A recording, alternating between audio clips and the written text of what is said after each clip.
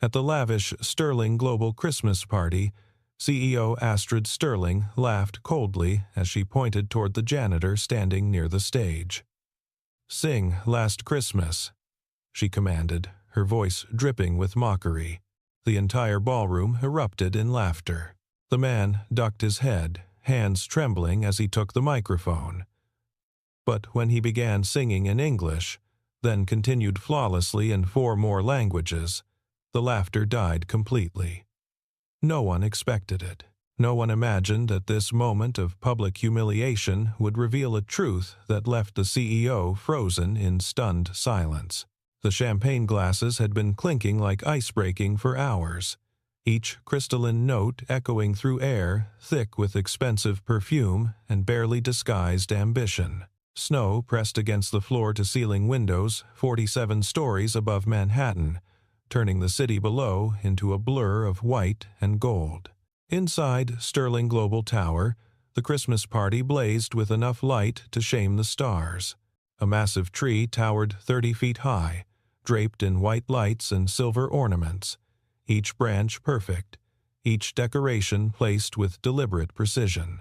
The string quartet played near the entrance, their instruments gleaming under chandeliers that cost more than most people earned in a year.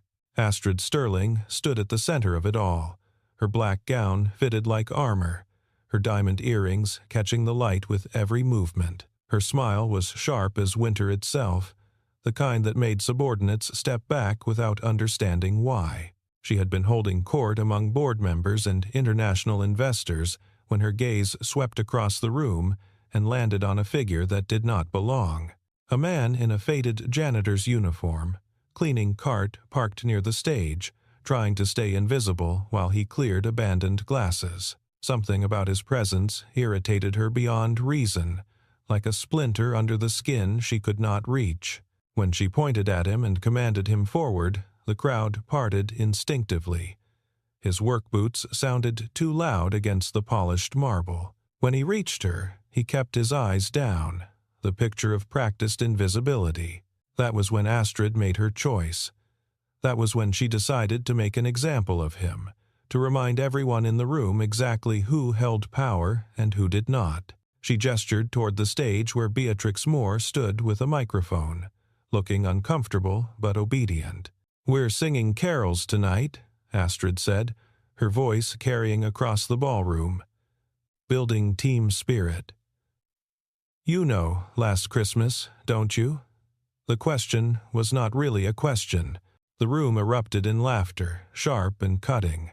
Someone whistled mockingly. Beatrix approached with the microphone, her expression apologetic but firm. This was her job. The man's fingers trembled as they closed around the device. The music started. Those familiar opening notes, syrupy and designed to evoke nostalgia. He looked down at the microphone, then up at hundreds of people waiting to laugh at him, their phones already raised. He took a breath, and when he opened his mouth, something shifted in the air. His voice was low and steady, rougher than it might have been once, but clear and true.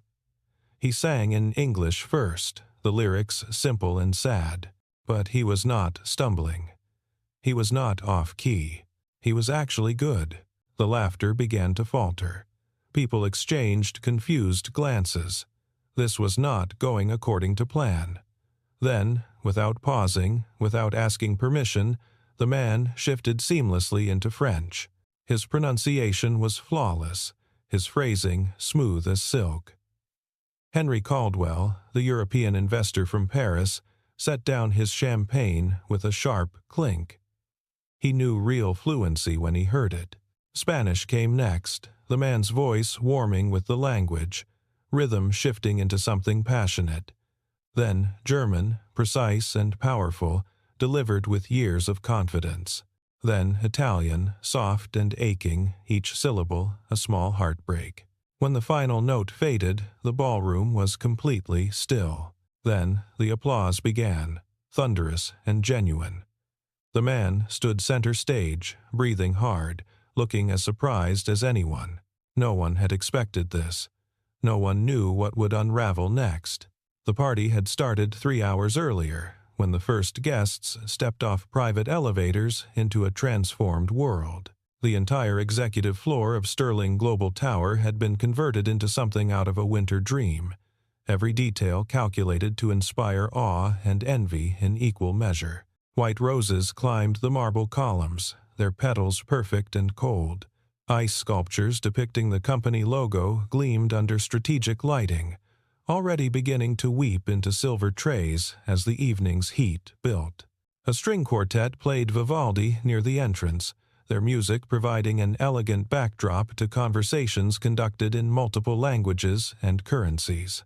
Waiters in crisp white jackets glided between clusters of executives and international partners, offering trays of champagne and canapés that cost more than most people's monthly rent. Oysters on ice, caviar blinis, tiny works of culinary art that would be consumed in seconds and forgotten immediately. This was not just a celebration. This was a performance, staged with surgical precision by a woman who understood that in her world, power was as much about perception as profit, and appearances could make or break billion-dollar deals before a single contract was signed. Astrid Sterling was 32 years old and had built her reputation on being faster, sharper, and colder than anyone else in any room she entered. She wore her authority like armor, never softening her voice for male comfort, never hesitating in boardroom battles where men twice her age tried to intimidate her into silence through sheer volume and condescension. She had clawed her way from middle management to the corner office in just under 6 years, leaving a trail of impressed investors and bitter rivals in her wake. She never apologized. She never showed weakness. She had learned early that in corporate America, women who hesitated were devoured, and she was determined never to be anyone's meal. But tonight, standing in the center of all that forced elegance, watching wealthy people laugh and drink and pretend to enjoy themselves while mentally calculating whose career they could step on next, Astrid felt something cold and hard settling deep in her chest, pressing against her lungs until breathing became a conscious effort. She was exhausted in a way sleep could not fix. The third quarter numbers had been brutal, a perfect storm of supply chain disasters and competitor innovations that had carved 15% off Sterling's projected revenue. 2 board members had questioned her strategy during last week's meeting, their words carefully chosen to sound like concern rather than attack, but unmistakably hostile beneath the corporate politeness. Wilfred Hargrove, the board chairman, had made a point of mentioning that the European partners were growing impatient with Sterling's lack of cultural finesse, its American bluntness in negotiations that required delicacy. The subtext was clear as crystal. Prove yourself capable of managing international relationships, or step aside for someone who can. The message had been delivered with a smile, over coffee in his office, as if he were doing her a favor by being so direct. Astrid had smiled back and thanked him for the feedback, then gone to her own office and stood at the window for 20 minutes, hands pressed flat against the cold glass, trying to remember how to breathe normally. So she had thrown this party, sparing absolutely no expense, inviting every investor and journalist and power broker who mattered in the New York business community.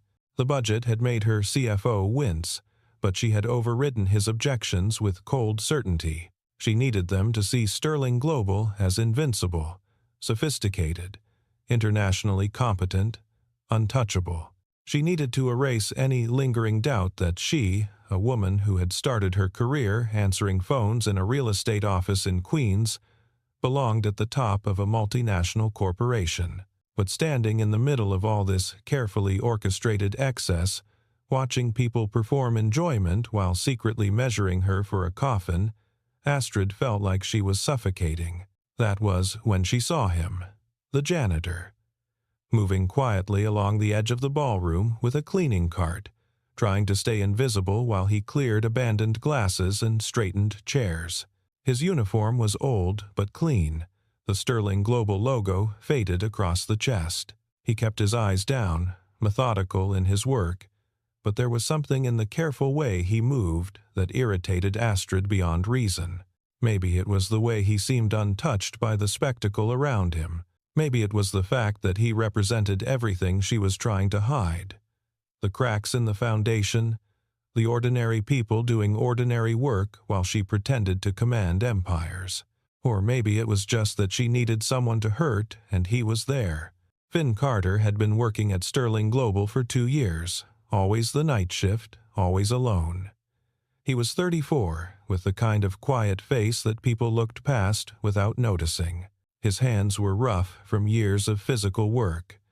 His shoulders permanently hunched from bending over mops and trash bins.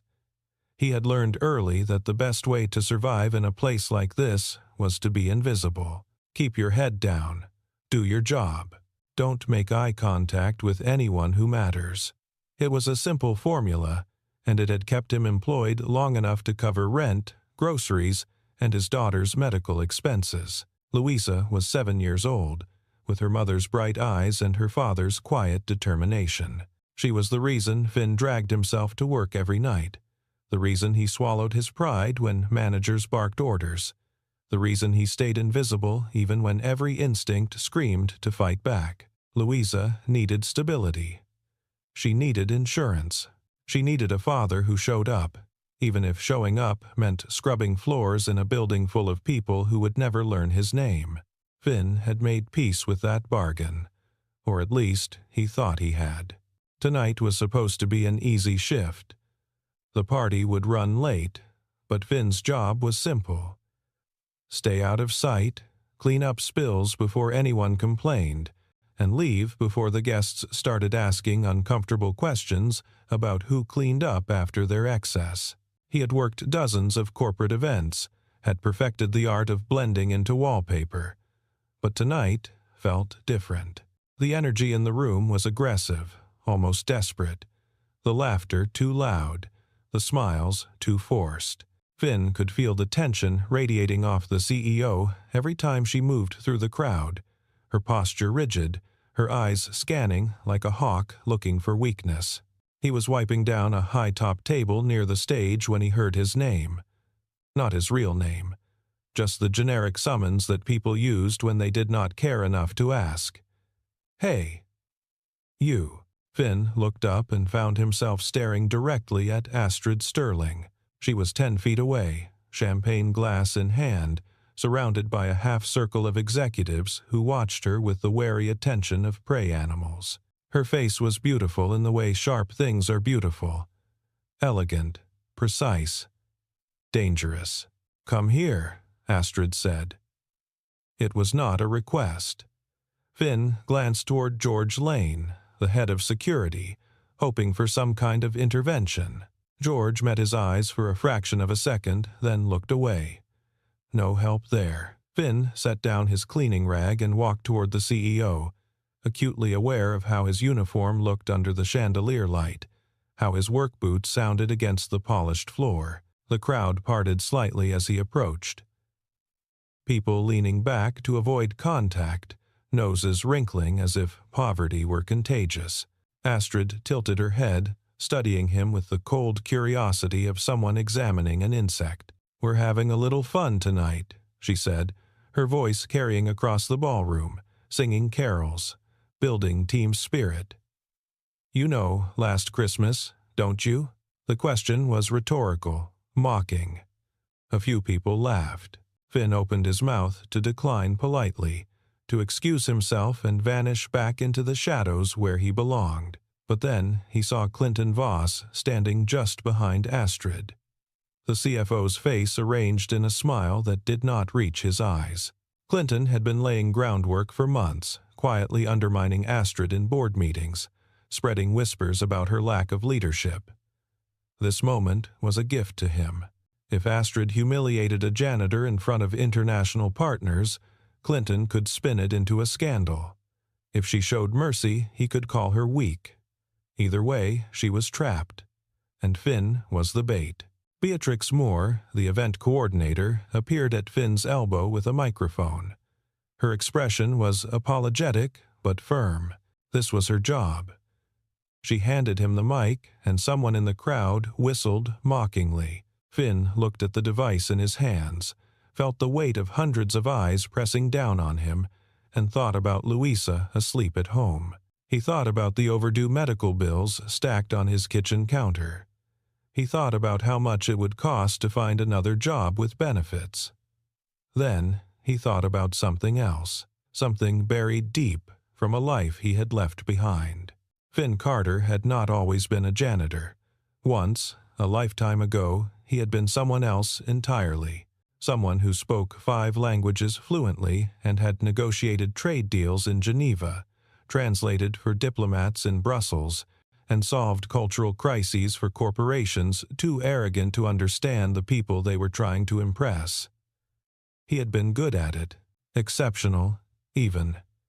But that was before his wife got sick, before the hospital bills piled up faster than insurance could cover them, before he made the choice to abandon his career and become a full-time caregiver, to spend his wife's last 6 months holding her hand instead of flying to conferences. After she died, Finn could not go back. The grief was too heavy, the corporate world too brutal. He needed something simple, something quiet, something that would not demand more than he had left to give. So he became invisible. He took a job that let him work nights while Louisa slept, that offered health insurance and did not ask questions about the gaps in his resume. He buried the man he used to be and told himself it did not matter. But standing on that stage, microphone in hand, with a room full of people waiting to laugh at him, Finn felt something old and stubborn rising in his chest. He looked at Astrid Sterling, saw the exhaustion hidden behind her cruelty, and made a decision. If she wanted a performance, he would give her one. Just not the kind she expected. The music started. Last Christmas. The opening notes syrupy and familiar, designed to evoke nostalgia and warmth. Finn closed his eyes for a moment, found the melody, and began to sing. His voice was low and steady, rougher than it used to be but still clear. He sang in English first, the lyrics simple and sad, a story about love given and wasted. The crowd laughed, but the sound was uncertain now. Finn was not stumbling. He was not off-key. He was actually good. Astrid's smile flickered. She had expected humiliation, not competence. Across the room, Rosalind Drake, the head of PR, felt her stomach drop. This was going to be a problem. When Finn finished the first verse, he did not stop. He did not hand back the microphone or retreat to safety.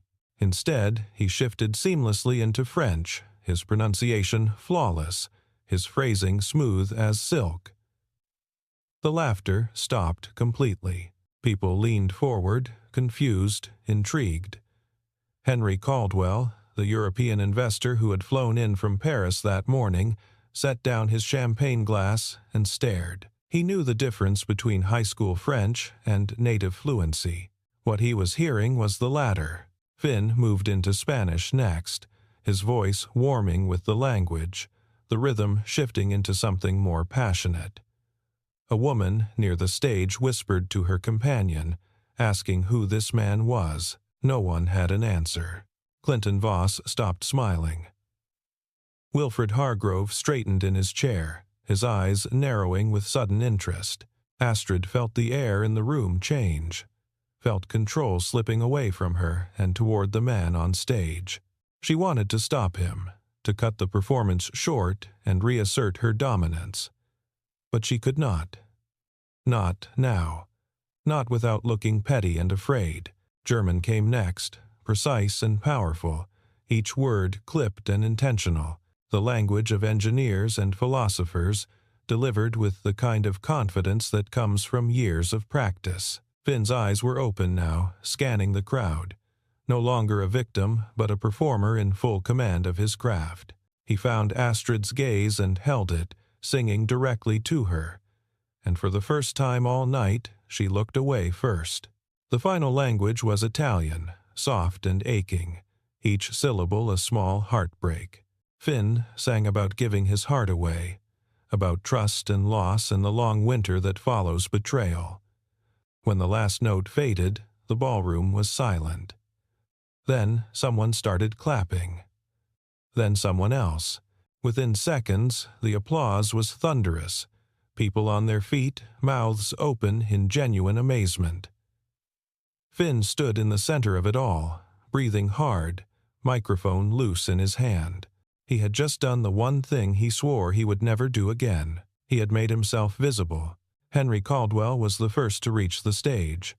He moved with the brisk efficiency of someone used to making decisions quickly, his hand extended before Finn could step down. "Where did you learn to speak like that?" he asked, his accent thick with approval. Finn hesitated, suddenly aware of how many people were listening. "I used to work in translation," he said quietly. Before this, Henry's eyebrows rose. He turned to Astrid, who had gone very still near the bar. "You have someone this talented cleaning floors?" The question was not accusatory, just genuinely baffled. Astrid opened her mouth, closed it, opened it again. She had no answer. She had not known. She had not asked. She had assumed. Rosalind Drake was already calculating damage control, her phone half raised as she debated whether to delete the videos people were already uploading to private channels. This could go viral in the worst way. CEO humiliates employee. Employee reveals hidden talent. Company looks cruel and stupid. Or it could be spun into something positive if they moved fast enough. But everything depended on what happened next, on whether Astrid Sterling could swallow her pride and make this right. Before anyone could speak, a voice cut through the murmur of conversation. It was Wilfred Hargrove, standing now, his presence commanding immediate attention. "We have a problem," he said calmly. "Our translator for tomorrow's negotiation just canceled." Snowstorm grounded her flight in Boston. He looked at Finn, then at Astrid. "Unless anyone has a better idea, I suggest we ask this gentleman if he is available." The words landed like stones in still water.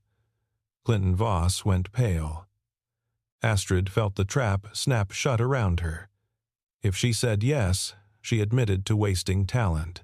If she said no, she sabotaged her own company out of spite. Either way, she lost. Finn stood very still, understanding what was happening, but not quite believing it. Tomorrow morning, Sterling Global was supposed to finalize a massive contract with a consortium of European investors. The deal was worth millions, possibly enough to secure Astrid's position for another year. Without a competent translator, the whole thing could collapse over a single misunderstood clause. He could save them. Or he could walk away and let them drown. He thought about Louisa again, about the choice he had made to stay invisible, to stay safe. Then he thought about the look on Astrid's face when she pointed at him and said, "Sing," the humiliation in her voice. The casual cruelty. "I can do it," Finn said quietly. "If you want." Astrid stared at him, and for just a moment something flickered in her eyes. Not gratitude, not quite shame, just a flash of recognition, as if she were seeing him as a person for the first time. "Fine," she said, her voice flat. "Be here at 8. Then she turned and walked toward the exit, her heels clicking against the marble, her shoulders rigid with suppressed rage. The party continued around them, but the energy had shifted. People were no longer performing confidence. They were whispering, speculating, watching. Clinton Voss disappeared into a side hallway, phone pressed to his ear, already planning his next move. He had worked too hard to let some janitor ruin his carefully constructed path to power. If Finn succeeded tomorrow, Astrid would look competent. If Finn failed, Clinton could blame her for relying on unqualified staff. The trick was making sure Finn failed in exactly the right way. Clinton made 2 calls before midnight. The first was to building security, instructing them to revoke Finn's access to the executive floors. "Just a precaution," he said. "A scheduling error." The second call was to his assistant, telling her to delay the morning meeting by 30 minutes without informing Astrid. Small sabotages. Enough to create chaos. Enough to make Astrid look incompetent when it mattered most. Finn went home just after midnight, his hands shaking as he unlocked the apartment door. Louisa was asleep in her bed, her stuffed rabbit tucked under one arm, her breathing soft and even. He stood in the doorway for a long time, watching her, trying to remember why he had agreed to step back into the world that had chewed him up once before. Then he went to the kitchen and pulled an old briefcase from the back of the closet. Inside were files he had not touched in 2 years. Contracts, glossaries, notes in 4 different languages. He spread them across the table and started reviewing, his mind shifting back into patterns he thought he had forgotten. By the time the sun rose, Finn had not slept, but he was ready. The meeting was scheduled for 8 in the morning, in a conference room on the 47th floor. Finn arrived at 7:30, dressed in the only suit he still owned, a decade out of style but clean and pressed. He rode the elevator up, his heart pounding, his mouth dry. When the doors opened, George Lane was waiting. "Can't let you up here," George said, looking genuinely apologetic. "Orders from upstairs." Access revoked. Finn stared at him. "I'm supposed to translate a meeting. The CEO told me to be here." George shrugged. "I'm just doing my job, man. Sorry." Astrid arrived at 7:45, expecting to find Finn waiting in the conference room. Instead, she found Henry Caldwell pacing near the windows, Wilfred Hargrove checking his watch with increasing irritation, and no translator in sight. "Where is he?" Wilfred asked sharply. Astrid felt ice spreading through her chest. She called down to security, demanded to know where Finn Carter was. George explained the access issue, mentioned Clinton's authorization. Astrid closed her eyes. She understood immediately. Clinton was making his move. He wanted her to fail, and he was willing to destroy the deal to make it happen. For a long moment, Astrid stood frozen, paralyzed by the realization that she had built a company culture where her own CFO would sabotage her, where cruelty was rewarded and competence punished. Then she made a choice. She opened her phone and called George directly. "Override the restriction," she said. "Use my authorization. Get him up here now." There was a pause. "Are you sure?" George asked. "That's going to cause problems with Clinton." Astrid looked at herself in the glass reflection, saw the exhaustion and fear she had been hiding for months. "I don't care," she said. "Do it." Finn stepped out of the elevator at 7:58, his heart still racing from the confrontation downstairs. Astrid was waiting in the hallway. Their eyes met, and for a moment neither spoke. Then Astrid said, very quietly, "Thank you for coming." It was not an apology. Not yet. But it was something. Finn nodded once and followed her into the conference room. The negotiation lasted 4 grueling hours. Henry Caldwell and his European partners sat on one side of the massive conference table, their expressions polite but ruthless, their questions probing every clause with surgical precision. Finn sat between the 2 groups, his voice steady as he translated not just words but intent, catching the subtle shifts in tone that could derail everything. His hands no longer trembled. His voice did not waver. This was who he used to be, and muscle memory was returning with every sentence. When the European team raised concerns about delivery timelines, Finn switched to French, his explanation flowing naturally as he clarified the logistics. Then he shifted to German to detail the manufacturing constraints, his tone respectful but firm. The Europeans nodded, satisfied. Astrid watched from her seat, barely breathing, realizing for the first time what real competence looked like when it was not hidden behind a mop and bucket. Clinton Voss sat across from her, his jaw tight, his eyes calculating. He was waiting for Finn to fail, waiting for the moment when he could swoop in and blame Astrid for relying on unqualified staff. But that moment never came. Instead, halfway through the meeting, Clinton tried to slip a liability clause into the contract, the language deliberately vague, designed to protect Sterling from responsibility while leaving European partners exposed to risk. Finn caught it immediately. He paused mid-translation, his eyes scanning the document, then looked up and asked a clarifying question in Italian, his tone carefully neutral. Henry frowned, asked Finn to translate the clause word for word, with no interpretation. Finn did exactly that, and the ambiguity became instantly obvious. The room went silent. Wilfred Hargrove leaned forward, his voice cold as steel. "Explain this clause, Clinton." Clinton stammered, tried to backtrack, claimed it was standard language. Henry shook his head slowly. "This is not standard. This is deliberate obfuscation." Astrid felt something shift inside her chest. She could have defended Clinton, could have tried to smooth things over, could have protected him the way she always protected her team. Instead, she leaned forward and said clearly, "Remove the clause entirely. We negotiate in good faith, or we do not negotiate at all." Clinton's face went pale. Wilfred's expression remained neutral, but something like approval flickered in his eyes. By noon, the contract was signed. Henry shook Finn's hand with genuine warmth, told him he was the best translator he had worked with in years. Wilfred pulled Astrid aside and said, "That man just saved your career. Don't waste him." Then he left, taking the signed documents with him. The room emptied slowly, until only Astrid, Finn, and Rosalind remained. Rosalind had spent the morning gathering evidence. Emails from Clinton ordering the access restriction. Text messages discussing how to delay the meeting. Financial records showing irregularities in the charity fund, money moved in ways that did not quite add up. She laid it all on the table in front of Astrid. "He was planning to frame you for the missing funds," Rosalind said quietly. "Make it look like you were embezzling."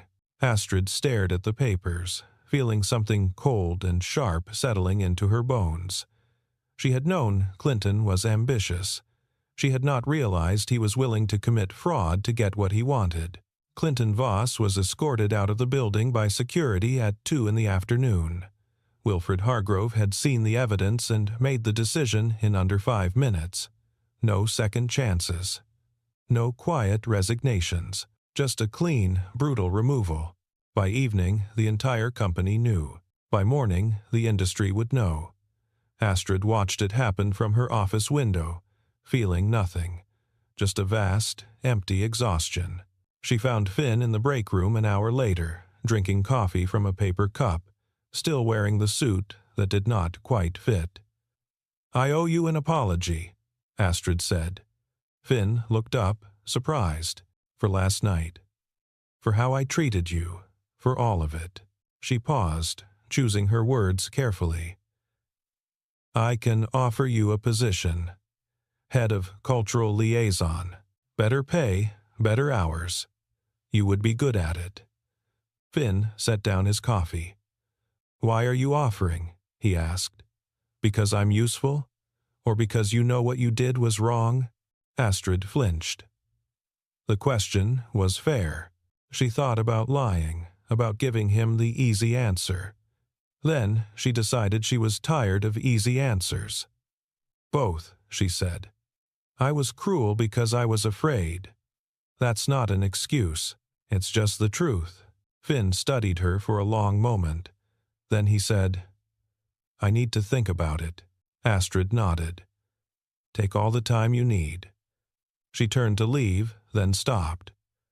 "For what it's worth," she said quietly, "you were extraordinary today. You deserved better than what I gave you." Finn watched her walk away, and for the first time in 2 years, he felt something shift inside his chest. Not forgiveness. Not yet. But maybe the beginning of it. 1 year later, Sterling Global held another Christmas party.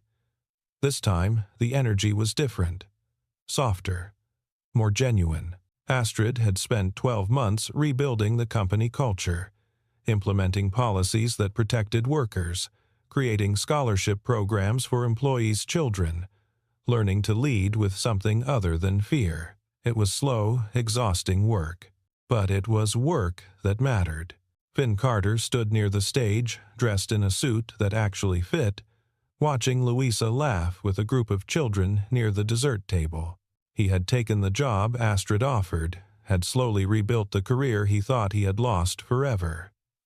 The work was good, the pay was fair, and for the first time since his wife died, he felt like himself again.